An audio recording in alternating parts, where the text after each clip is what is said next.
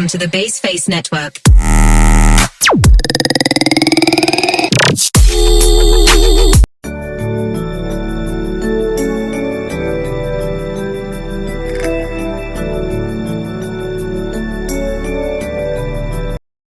Tahu kalian apa itu evolusi? Nah, evolusi adalah perubahan bertahap pada rentang waktu yang sangat panjang atau lama, atau yang lebih simpelnya adalah perubahan dari masa ke masa.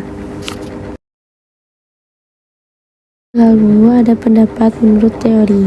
Yang pertama dari Anaximander, yaitu manusia berevolusi dari makhluk akuatik mirip ikan yang pindah ke darat. Lalu yang kedua dari Empedocles, yaitu kehidupan muncul dari lumpur dan tumbuhan, kemudian berubah menjadi hewan. Terakhir dari Erasmus Darwin, yaitu kehidupan berawal dari asal mula yang sama dan bahwa respons fungsional akan diwariskan pada keturunannya. Tujuan dari evolusi itu kontinuitas gen, dan tidak ada cara lain yang lebih efektif daripada berketurunan. Hidup yang panjang justru memperbesar kemungkinan kerusakan gen, maka dari itu banyak makhluk hidup seperti manusia mulai mengalami penurunan fungsi organ secara masif setelah melalui usia reproduksi. Yang pencetus teori evolusi yang pertama dari Lamarck, yang kedua Charles Darwin, dan yang ketiga ada August Weismann. Lamarck, yaitu menurutnya perubahan suatu individu disebabkan oleh lingkungan dan bersifat diturunkan, contohnya pada jerapah yang memiliki leher yang panjang karena kebiasaannya memakan daun-daun dari pohonan. Dua dari Charles Darwin, yaitu di Kepulauan Galapagos 1050 km, Darwin menjumpai berbagai makhluk yang menarik. Burung-burung fish memiliki berbagai variasi bentuk paruh. Adapun ide evolusi didasarkan atas yang pertama, makhluk hidup bervariasi dan beberapa variasi sifatnya dapat diturunkan. Lalu yang kedua, setiap populasi cenderung bertambah banyak karena setiap makhluk hidup mampu berkembang biak. Lalu yang ketiga, kenyataan menunjukkan bahwa pertambahan populasi tidak berjalan terus-menerus.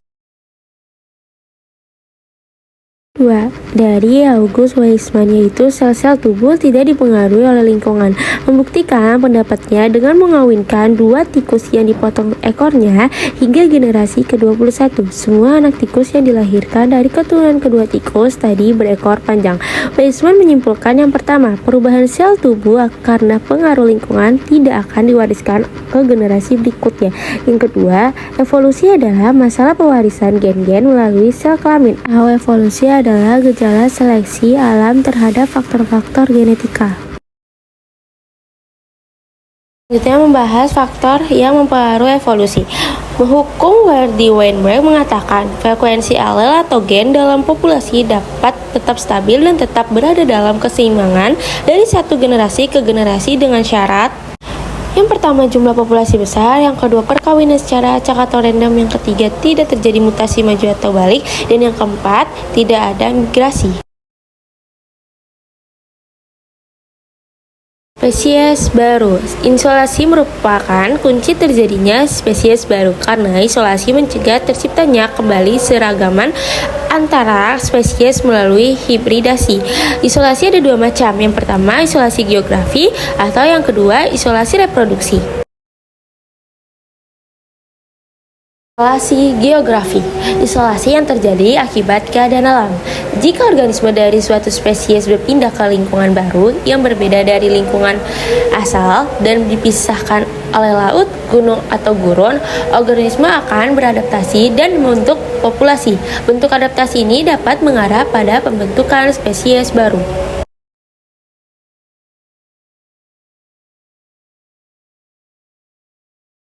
Kedua, ada isolasi ekologi, disebabkan karena dua spesies yang berkerabat dekat terhadap di daerah geografi yang sama, namun pada habitat yang berbeda. Contohnya, katak pohon yang hidup di atas pohon dan kodok bufo yang hidup di dalam kolam atau air tanah.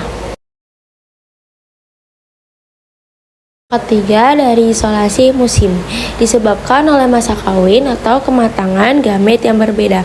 Contohnya terjadi pada spesies Pinus radiata dan Pinus muricata. Isolasi tingkah laku. Karena adanya perilaku tertentu atau ritual yang berbeda-beda sebelum terjadi perkawinan pada burung bawel. Sebelum berkawin, menarik perhatian betinanya dengan bangun sarang dari ranting yang dihiasi benda berwarna biru. Relasi mekanik, akibat struktur kelamin yang berbeda, perbedaan morfologi atau anatomi membuat dua spesies yang berbeda tidak dapat kawin. Adalah isolasi gamet. Isolasi gamet menghalangi terjadinya pembuahan akibat susunan kimiawi dan molekul yang berbeda antara dua sel gamet.